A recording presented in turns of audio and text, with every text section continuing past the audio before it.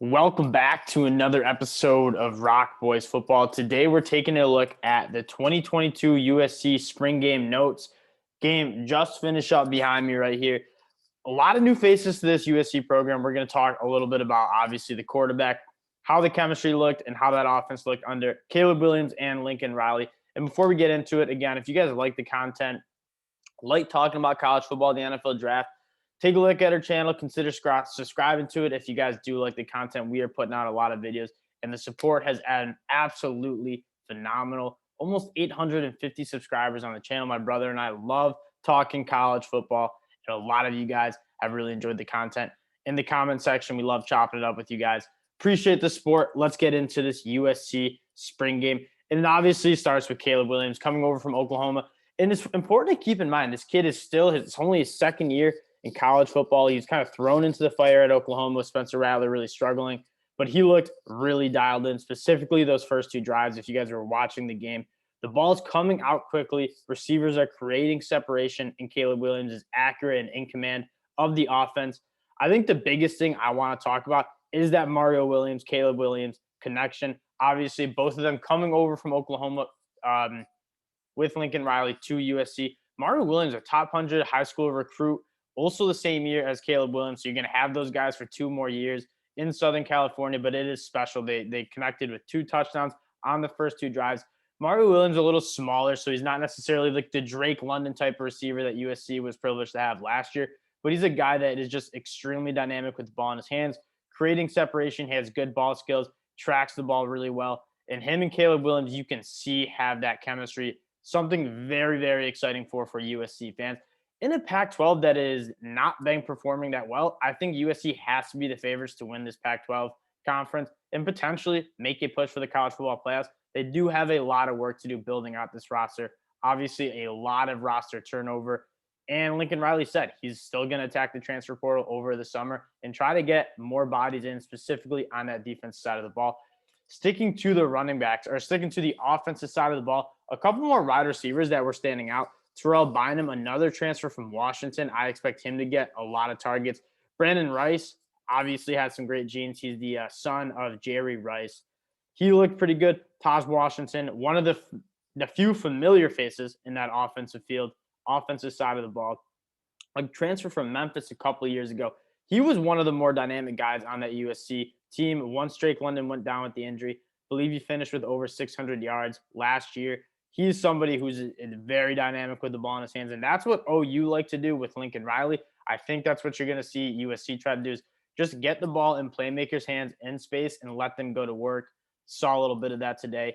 Very optimistic about how that passing game with the wide receivers and quarterback is going to go. Miller Moss also looked really good. I think that's worth noting. Only 2 scholarship quarterbacks on the roster. I expect them to add a third. It's just, how are you going to convince a scholarship quarterback to come to USC with guys like Caleb Williams, who will be there for this year and next year? However, the running back room, and something that I think USC just struggled with when I watched them last year, is just the physicality up front on the offensive line and the lack of a strong running game. Keontae Ingram, the transfer from Texas, is now going to the NFL. They bring in Travis Dye and Austin Jones, and obviously Travis Dye, the playmaker from Oregon that got a lot of hype in the transfer portal, has been the guy that people most talk about. And this guy, he's a stud. He doesn't look the part. No gloves, no wristbands, no swag at all. But he just gets the job done. A little bit of a smaller back, but it's not always pretty when he runs the ball. But he's just really effective. I believe averaged around 6 yards a carry at Oregon in an offense that was just really, really bad. He should be adding some juice to that USC team. But a guy I want to talk about that I feel like hasn't gotten enough hype is Austin Jones, a former top 100 recruit on 24/7, was at Stanford. Stanford just, talk about not dynamic offense. That is Stanford.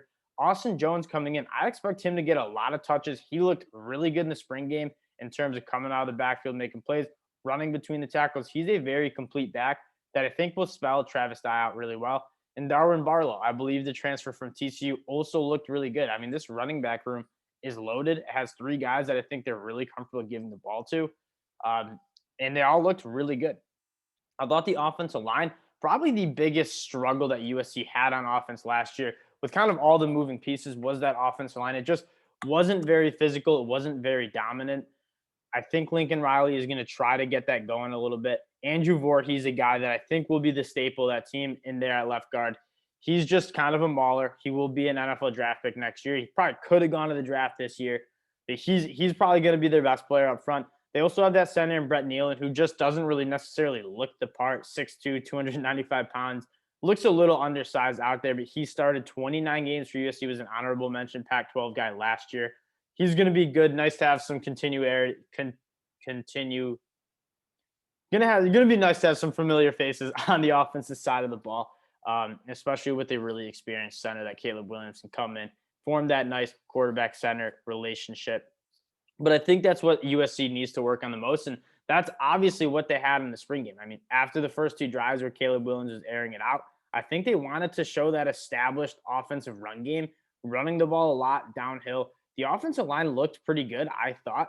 I think against a little bit of an undermanned defensive front, but I was impressed with what I saw. I think they'll be able to run the ball a little bit, take the pressure off Caleb Williams, not force him to do so much like I think he was at Oklahoma. Definitely something that I think Lincoln Riley wants to do, and he obviously has the players at running back and the offensive line to do so.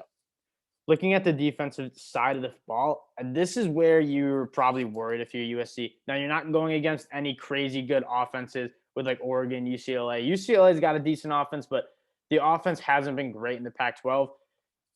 But this defense I think it's underbodied. Like, there's just not that many scholarship guys. There's not many guys who have proven to play a high level of college football. But you do have a lot of young guys. One guy, Corey Foreman, a former top 3 recruit, 24/7 Sports last year. So this will be his second year with the program.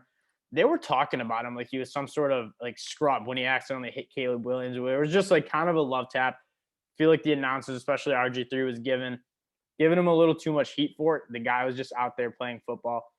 And they're like, oh, he's going to be kicked off the team if he hits the quarterback like that. I mean, like, this guy isn't a scrub. He was a former 5-star bona fide top 5 recruit in the country. He is extremely good, but is he going to take the next step? That's kind of why I brought him up.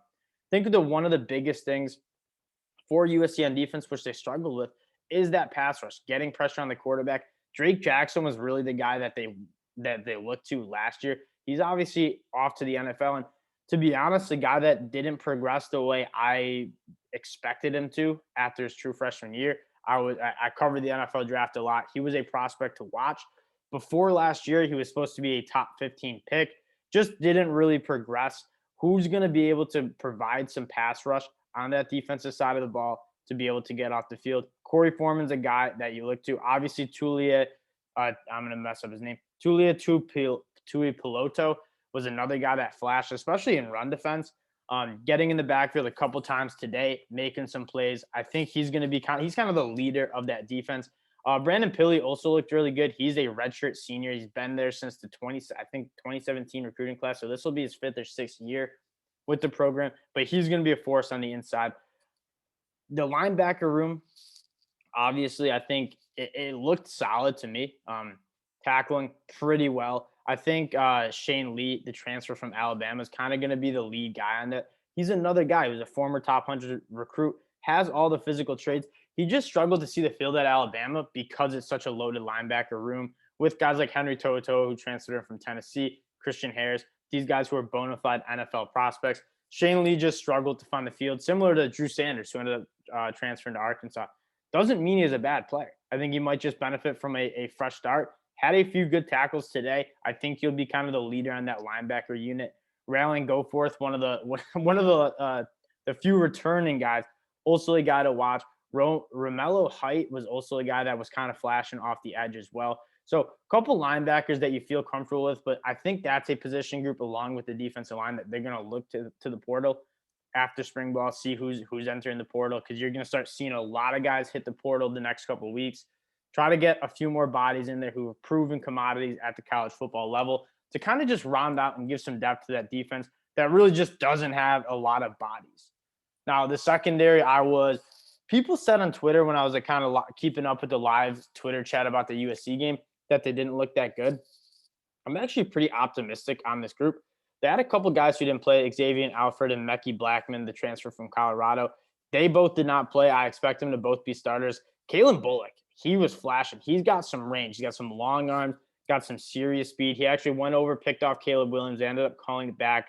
Rather soft holding penalty, I thought, but you can see the range, kind of playing center field, ball in the air. He goes, tracks it down, makes a nice play on the ball. And then Domani Jackson, as a Michigan fan, obviously was hoping he'd be wearing maize and blue at this time of the year. Stays at USC. He's a bona fide stud, top 10 recruit, the best recruit of that 2022 class. Did not play that I saw. I think he's been banged up during spring camp. Just keeping him out for precautionary reasons, but I think he's going to be a playmaker. He's going to be getting playing time this year. Another guy to watch on that defense side of the ball. Overall takeaways is I was really impressed with that USC offense, particularly just the Lincoln Riley scheme where he just makes it easy on the quarterbacks, getting the ball out quickly to the playmakers on the edge and letting them cook a little bit in space. That's what you saw. Caleb Williams and Miller Moss were both looked in command, accurate, but most importantly, they were getting the ball out fast. I think in the spring games that I've been watching, we've been watching a lot of them here. Quarterbacks holding the ball, kind of abusing the you can't touch the quarterback hanging in the pocket too long. Not Caleb Williams or Miller Moss. The ball was getting out quickly and on time, accurately to the playmakers. And this running back wide receiver room is absolutely loaded. Malcolm Epps is a guy I didn't really talk about, but former Texas transfer who's 6'6", 250 pounds. I don't think he caught a ball today. He was on the field. I expect him to kind of be used a little bit. At OU, Lincoln Riley would like to use Austin Stogner, another big body tight end over the middle. Malcolm Epps has all the traits in the world to be a Pac-12 first team all Pac-12 guy. I hope that they kind of start using him a little bit, specifically in the red zone when those throwing windows get tight. But the main takeaway is the quarterbacks, they looked really comfortable. I thought the offensive line looked better than it did last year, which is nice to see. And they just got a ton of playmakers in the backfield with Travis Dye, Austin Jones, Darwin Barlow, and a ton of wide receivers who can make plays. I mean, taking a look at this depth chart, Brendan Rice looked great, transfer from Colorado. Mario Williams looked good. Terrell Bynum looked good. Taj Washington, you know this guy can ball. Kyle Ford had a nice catch down the field, kind of a bigger body, more like a Drake Jackson type body type who can go up, make plays contestedly. Gary Bryan, a former top 50 recruit. I don't think we saw much of him today, if at all. But all guys, I mean, 6, 7 guys who are bona fide playmakers that you know Lincoln Riley is going to get touches to. You look at former OU wide receiving rooms, just loaded with talent. That's kind of what USC is reminding me of. I think Lincoln Riley continues to go to the portal, kind of attack some playmakers. If you're a wide receiver, a running back who's wanted to get a fresh start at a place, USC is the way to go. I mean, this is the perfect offense if you want to cook, get in space, and be a playmaker. I expect USC to maybe add one more guy from the portal this summer and then really fill out that defense with Alex Grinch. He's a great defensive coordinator. I just think he needs some more bodies who are proven commodities at the college football level. Again, appreciate you guys checking out the USC spring game recap. Very optimistic about this USC football team. Looked really good. You could kind of feel the optimism. I don't think they had that many people at the spring game in years past. Definitely had a good turnout, a lot of stars. Caleb Williams talking about how he wants Jay-Z, Drake on the sideline. I'm not necessarily a huge USC fan, but I want USC to be back. College football is better when USC is kind of at their heyday, when they're selling out the stadium, having the celebrities on the sideline. I hope we see that more this year. I really think they have the talent to make it happen. Again, appreciate you guys checking us out. If you do like the content, go like, subscribe to the channel. We love chopping it up about ball with y'all in the comment section. Talk to y'all later. Peace.